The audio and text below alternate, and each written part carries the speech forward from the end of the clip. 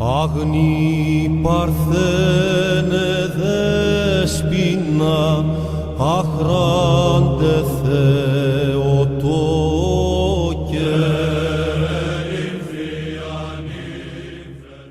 Bonjour à tous et bon dimanche. C'est une joie pour nous aujourd'hui de trouver Claudius de retour parmi nous après l'épreuve de la foudre qui peut tomber sur nous à tout instant. Donc voilà, on remercie le ciel. Je téléphonais ce matin 10 minutes avant et on le voit surgir. Donc vous voyez, c'est quand même un tout petit peu charmant de voir que le bon Dieu écoute parfois les prières que nous faisons quand elles sont faites avec l'amour que nous portons à nos amis, et en particulier à Claudius depuis de si longues années. Et puis merci aussi à notre ami qui l'a accompagné ici. Et puis bienvenue aux enfants de Corinne, Rémi et Émilie qui sont là aujourd'hui et qui viennent écouter ce temps de prière que nous faisons tous les dimanches, parce qu'il est écrit dans l'Ancien Testament, on sanctifiait le Shabbat. Il y avait un jour où Dieu se reposa de sa création et se reposa, nous dit-on, comme si Dieu avait été fatigué. Non, en fait c'était un message qui était envoyé pour nous, pour que nous ne serions pas toujours le nez dans le guidon pour le travail, parce que l'homme ne vit pas seulement de travail et de pain, mais il vit aussi de la parole de Dieu, c'est-à-dire du sens de la vie tout simplement, qui doit nous interpeller. Et le grand problème de notre époque, c'est que beaucoup trop de gens ne se préoccupent plus du sens de la vie, donc ils ignorent le sens de la vie, et donc le nez dans le guidon, eh bien ils vont leurs affaires aux petits plaisirs qui sont procurés par notre société, qui encore ici en Occident est prospère. Et alors que dans plein de parties du monde, je dirais, on crève de faim, un bon tiers et presque une moitié de la planète n'a pas d'eau et n'a pas de pain. Donc le sens de la vie doit se le poser plus facilement que nous. Aujourd'hui, le monde occidental est livré à une grande distraction, mais des bruits de guerre, ça mène, et peut-être que tout cela est très caduque parce que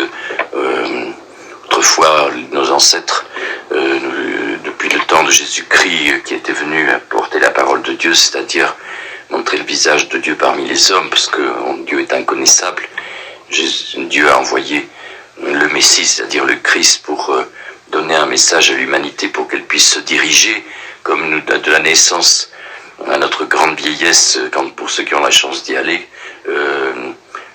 la connaissance que nous devons à un moment disparaître, que tout ce qui naît dans le monde meurt. Vous voyez, la magnifique lys que m'a apporté ma sœur cette semaine.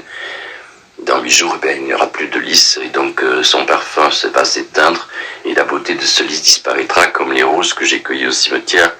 et qui finissent par s'estomper. Donc c'est le sort de la vie, que tout le monde doit mourir, et donc la question que nous devons nous poser, quel est le sens de tout ça? Le monde d'aujourd'hui nous donne de réponses que dans la distraction, et oublier que nous devons mourir, oublier le sens profond des choses. Donc la philosophie est devenue une philosophie qui est une philosophie de l'aménagement humaniste du monde, et la théologie, elle est belle et c'est de côté, parce que peu de gens s'intéressent à ces vieux textes qui ont donné le sens au monde pendant les 60 générations qui nous séparent du temps du Christ. Nous sommes à 60 générations qui ont écouté la parole du Christ, et donc notre civilisation occidentale a été bâtie par le christianisme, et puis par le judaïsme qui était sa source. Et si on dit que le Shabbat, il faut se reposer, ou pour nous le dimanche, qui est devenu le dimanche que nous avons changé par rapport aux juifs, au moment où ça a été la tension entre les juifs et les chrétiens, évidemment, qui au début était une synagogue chrétienne, et ensuite, évidemment, prospérant, la scission s'est faite, et donc on a transporté le jour du Shabbat le dimanche, mais il n'empêche quand même que l'œuvre sociale qui débute dans le monde débute avec cette idée qu'on ne peut pas faire travailler les gens 100%, et donc même les esclaves dans le christianisme avaient droit à un jour de repos, et donc c'est les premières mesures sociales sont faites par l'Église et par le christianisme. Et donc aujourd'hui, les mesures sociales se font, mais elles se font en dehors du christianisme, et donc c'est une sorte de laïcité qui s'est installée. Mais le sens de la vie s'est estompé, et le grand drame de la jeunesse, je parle pour les petits jeunes qui sont là et qui sont souvent si gentils, si charmants, mais le drame de la jeunesse aujourd'hui, c'est que les questions fondamentales ne se posent plus et donc on oublie le sens des choses. On a le nez dans le guidon et soit c'est le travail qui préoccupe en premier et puis ensuite avec le fruit du travail, au lieu d'obtenir le temps nécessaire pour réfléchir au sens des choses, eh bien on se précipite dans les plaisirs que procure ce monde et dans les occupations multiples que propose notre société prospère aujourd'hui, peut-être moins prospère demain, ce qui fait que peut-être quand les temps deviennent mauvais, c'est peut-être pas si mal que ça, parce que le peuple d'Israël avait été précipité plusieurs fois dans des guerres que le Seigneur avait laissé faire pour que le peuple d'Israël se souvienne qu'il avait un Dieu et qu'il se tourne vers lui au moment de la débâcle, quand les Philistins les attaquaient déjà à l'époque. Donc nous avons le sens de rappeler que il faut se demander quel est le sens profond des choses, quel est le sens de la vie. Et Jésus est venu il y a 60 générations annoncer que le chemin, c'était le chemin de l'amour et le chemin qui nous est donné aujourd'hui d'une manière formidable par ces quelques paroles que nous dit Saint Paul aujourd'hui, qui sont magnifiques, qui sont tiens, je trouve plus le dimanche dans l'octave. Bon, c'est pas grave. Ce que nous dit tout à l'heure, c'est que nous devons nous conserver dans la grâce de Dieu, parce que c'est de là que vient cette force que nous avons. Alors, il y a des chrétiens qui se disent chrétiens, mais que je le dis c'est souvent, ça devient presque un peu bizarre de le dire, mais c'est la grâce de Dieu, c'est-à-dire c'est la bienveillance de Dieu qui nous permet de transformer le monde. Et donc si nous devenons transparents à l'œuvre de Dieu, c'est-à-dire si nous accomplissons ce que nous dit l'Épître tout à l'heure, que nous devons vivre dans l'amour de Dieu, mais aussi dans l'amour du prochain, c'est la condition pour que la grâce de Dieu nous accompagne et que le monde se transforme. Et je le disais au dernier sermon, pour le jour de l'Ascension, notre transparence à Dieu fait que nous sommes les messagers de Dieu encore dans le monde 20 siècles après le départ du Christ. Et il laisse à ses apôtres cette sorte de force qu'on appelle l'Esprit Saint et qui est promis par Dieu à ceux qui font le travail que le Christ a proposé, c'est-à-dire aimer Dieu, trouver Dieu, c'est-à-dire le sens profond des choses en Dieu, dans un monde en finitude, l'infini se trouve dans le divin, et le Seigneur nous dit, c'est parce que vous aimez votre prochain que vous trouvez grâce auprès de moi, c'est-à-dire que moi, je peux transformer les choses, c'est-à-dire ce qui serait normalement voué aux causes et aux effets dans ce monde, peuvent être transformés et changés, et c'est ce qu'on appelle le miracle. Or, le miracle n'arrive que dans la forme de la grâce. Et donc, nous devons capturer cette grâce, c'est-à-dire la bienveillance de Dieu à notre égard. Et quand nous avons cette bienveillance, nous transmettons l'image de Dieu donnée par le Christ et nous la transmettons au monde, c'est-à-dire que nous proposons au monde la lumière qui vient en nous et qui est cette lumière que nous répandons dans le monde. Et donc, nous ne sommes que l'écho, mais magnifique, de ce magnifique témoignage que le Christ est venu faire dans le monde il y a 20 siècles, qui refuse toute violence, qui est toujours positif et aimable à l'égard de ceux qui l'approchent, parce qu'il porte la lumière de Dieu, il porte le visage de Dieu, et donc il ne l'abîme pas comme nous savons l'abîmer parfois en ce monde, même les chrétiens, et cette image, elle doit venir sur nous comme un écho. Et nous avons célébré cette semaine la canonisation de Charles de Foucauld. Quand on voit le visage de Charles de Foucauld, on voit ce vieillard qui vivait dans les déserts d'Algérien, dans la Sécrème, ce magnifique massif de la Séoura, et qui vivait dans une pauvreté inconcevable pour nous, qui sommes tellement habitués à ne manquer de pas grand-chose. Et dans cette privation, il transmet son sourire et il transmet l'image de Dieu. En réalité, il est le porte-parole du Christ. Et le Christ, quand il nous est dit dans l'Épître, ce n'est plus, Saint Paul dit, ce n'est plus moi qui vis, mais c'est le Christ qui vit en moi. En fait, cette image est transférée 20 siècles après chez ceux qui propagent toujours l'amour de Dieu, qui sont les bienveillants, qui sont les non-violents de ce monde. Et le Christ va jusqu'à monter sur la croix en se laissant faire contre la colère du monde, parce que la seule manière de combattre la colère du monde, c'est l'œuvre de l'amour. Et même si parfois on peut passer à la moulinette de la vie, nous ne sommes pas concernés pas uniquement par ce monde, mais le monde invisible qui est le monde éternel qui a été promis par Dieu à ceux qui suivent ce chemin. Donc pour tous, capturons la grâce de Dieu, essayons de capturer cette grâce de Dieu, c'est-à-dire la bienveillance de Dieu, et surtout, quand on nous rencontre, nous qui sommes soi-disant chrétiens, que les gens aient l'impression de voir encore le Christ 20 siècles après apporter son amour à ceux que nous rencontrons, puisque le Seigneur a dit « Ce que vous faites au plus petit des miens, c'est à moi que vous le faites ». Et lorsque nous avons quelqu'un qui se présente à notre porte, au lieu d'être soupçonneux et malveillant, approchons-nous avec la bienveillance du Christ, car nous avons la protection de Dieu, et si parfois même on doit accepter que, comme le Christ, les amis même parfois peuvent devenir de terribles ennemis parce que c'est la vie, et que chacun fait le choix de sa liberté. Et on voit que Judas était quand même parmi les 12 apôtres qui sont devenus des saints, des martyrs, qui ont proclamé la résurrection du Christ, qui sont partis dans tous les sens et qui ont tous payé de leur sang le témoignage de la résurrection du Christ, ce à quoi nous restons fidèles évidemment, mais il y avait quand même Judas au milieu, et Judas a accepté le péché de Judas sans lui faire la moindre violence, monte sur la croix. Et donc même ça, même les choses tellement négatives qui peuvent arriver dans notre vie, si nous les prenons dans le sens de Dieu, le sens profond des choses peut s'éclairer pour nous et on peut trouver quelque chose qui est positif, même dans les pires malheurs de l'humanité et dans les malheurs qui, à un moment, fatalement, passent sur nous. Par exemple, on est très attaché à son petit chien et vous voyez, il finit par avoir des problèmes parce qu'il est âgé, donc il va falloir accepter la séparation, donc c'est la douleur qui vient, mais il faut regarder les 10 ans qu'on a passé avec lui, la gentillesse et la fidélité d'un chien, et c'est comme ça, parce que tout finit en ce monde, et la seule chose que nous pouvons espérer, c'est qu'il y ait un paradis pour les chiens, comme disait Saint Roch, qu'on les retrouve aussi, parce que ce sont des âmes, malgré tout, qui sont véhiculées dans ces animaux. Quand ils sont en contact avec nous, il y a quelque chose qui se passe, et on peut croire que de l'autre côté, eh bien, ce que nous avons aimé, et ces animaux qui nous ont apporté tellement d'affection et d'amour, peut-être que le bon Dieu nous les restitue quelque part dans le grand monde éternel. Et puis il faut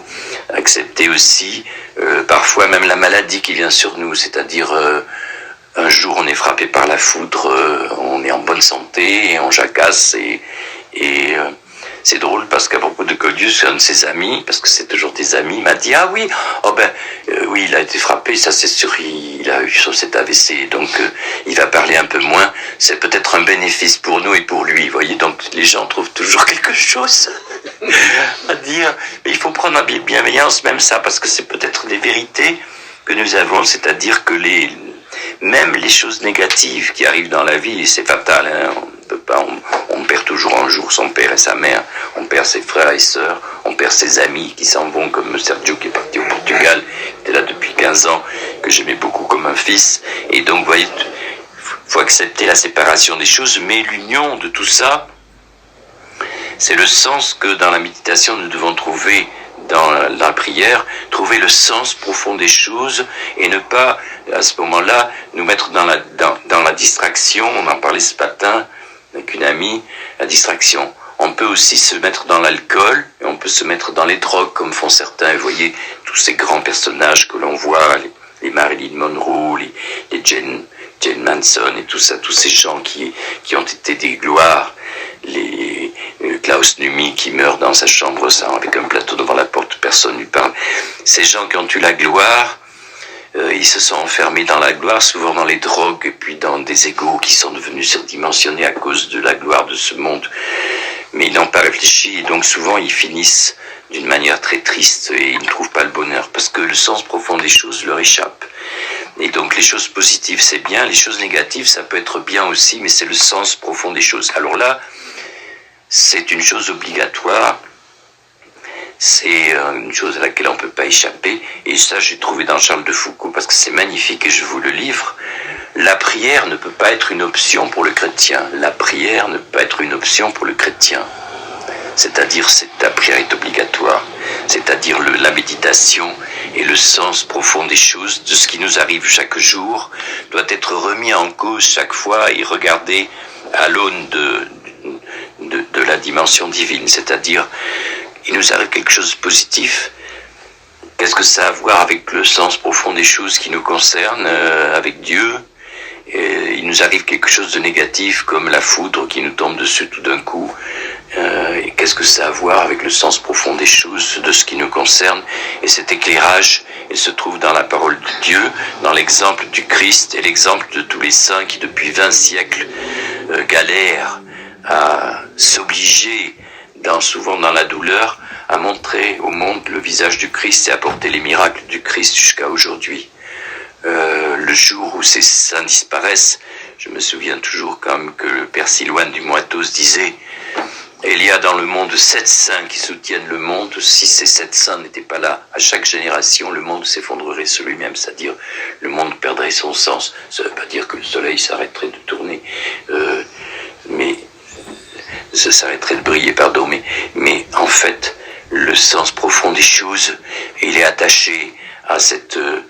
face de Dieu qui est portée en permanence dans le monde, au moins par 7 personnes qui sont choisies, privilégiées par Dieu pour porter le sens du monde, et après ils diffusent ces grands personnages qu'on peut soupçonner comme le Padre Pio, comme le Père Maximilien Kolb, comme la Mère Teresa de Calcutta qui passe sa vie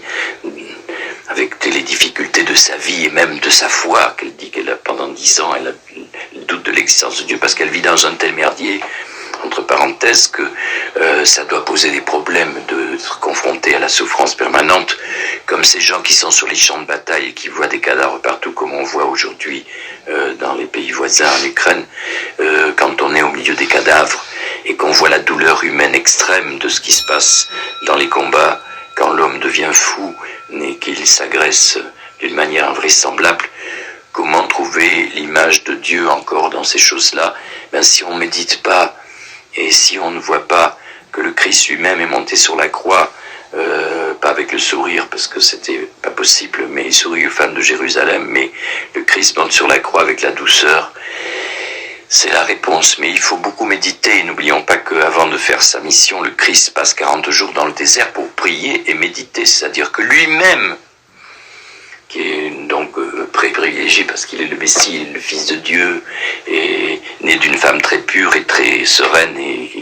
comme la Sainte Vierge, lui-même s'oblige à 40 jours dans le désert parce qu'il a besoin de trouver le sens profond des choses, et ce sens profond des choses, quand il est ingéré par le Christ lui-même, qu'il est mastiqué en quelque sorte dans la faim de cette grotte où il passe 40 jours, et dans la soif, à ce moment-là, c'est une force qui vient en lui, et il prend cette force dans la méditation du désert. Et donc, voyez, le Christ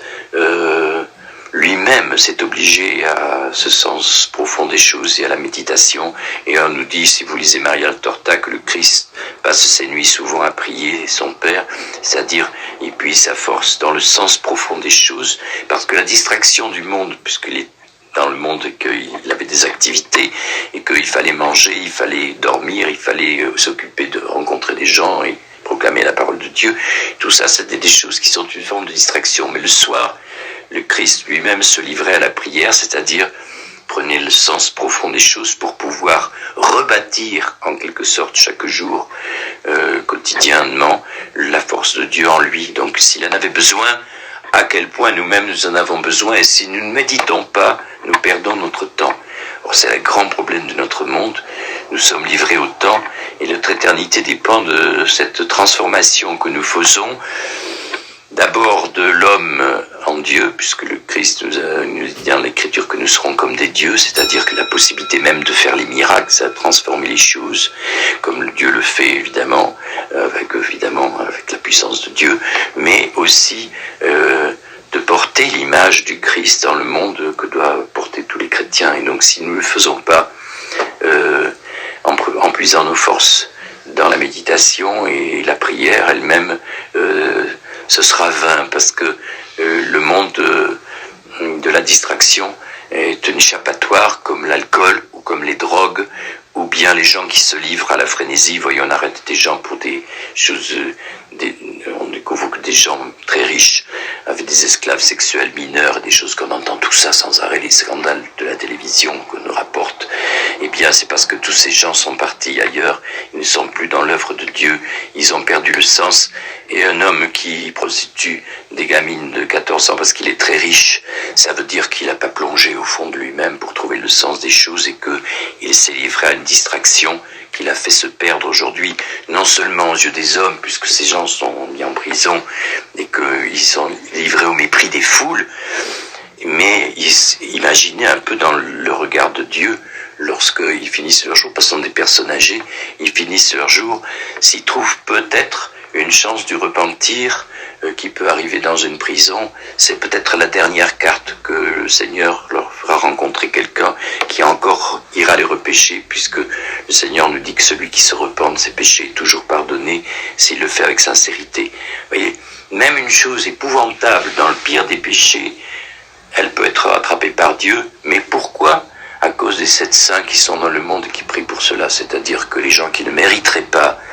le salut et la grâce de Dieu, de temps en temps, il se produit des miracles à des gens qui ne méritent pas ces miracles et qui sont touchés par la grâce de Dieu, parce qu'il y a non seulement une église dans le monde des chrétiens qui prie pour cela, donc nous devons le faire, prier pour le salut des âmes, mais aussi pour que les pécheurs puissent trouver la grâce de Dieu. Mais, si vous voulez, le véritable sens des choses, c'est que nous devons prier et que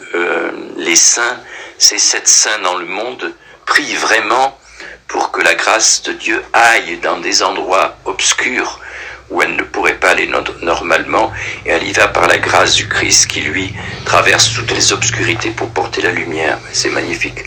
C'est pour ça, je dis pour les petits jeunes qui sont là, parce qu'on les aime beaucoup, parce qu'ils sont souvent tellement charmants, creusez le sens des choses. Ne perdez pas les 20 siècles que nous avons derrière nous, qui est 60 générations pour amener le Christ. Ce serait terrible que ces jeunes qu'on voit souvent loin de tellement des choses de Dieu, loin du sens de la vie, soient enfermés, soit dans la frénésie de la consommation, soit dans les drogues ou les alcools ou toutes les choses qui peuvent être des distractions qui font perdre le sens des choses et le sens de la vie. Donc prions pour ça. Aujourd'hui, on va dire cette messe en action de grâce pour Claudius, qui a été frappé de la foudre divine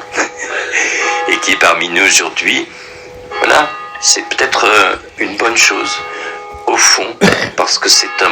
quand on ne peut plus parler, on est obligé d'approfondir le sens des choses et donc se poser la question. Et c'est parfois une bonne chose si on sait trouver le fil qui, dans ces obscurités qui nous traversent, conduisent vers un peu de lumière, parce que la lumière est toujours au bout du fil. Et il faut remonter les choses et se poser les bonnes questions, et ainsi on peut retrouver le fil. Et le fil, c'est quand même Jésus qui, lui, nous l'avons fêté son départ et nous attendons son retour un jour, dans un moment épouvantable de l'humanité qui, vous voyez, s'éloigne de Dieu tellement. L'homme est tellement fou, il fera, comme disait Bergson, de l'hommerie, et un jour nous aurons détruit l'œuvre de la création, mais il y a toujours dans l'obscurité ce petit fil qui fait que le Christ nous a dit qu'il allait revenir et qu'il était toujours parmi nous pour ceux qui savent l'accueillir dans leur cœur et le répandre et se transformer en image du Christ aux yeux du monde. Voilà, ce sont souvent des pauvres gens et des gens qui sont même persécutés par le monde parce que le monde ne nous aimera pas.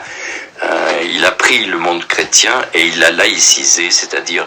ils ont fait une petite morale humaniste, sympathique, mais une morale où on tue les enfants dans leur ventre de leur mère et où M. Attali disait sur une vidéo que j'ai vue cette semaine qu'il fallait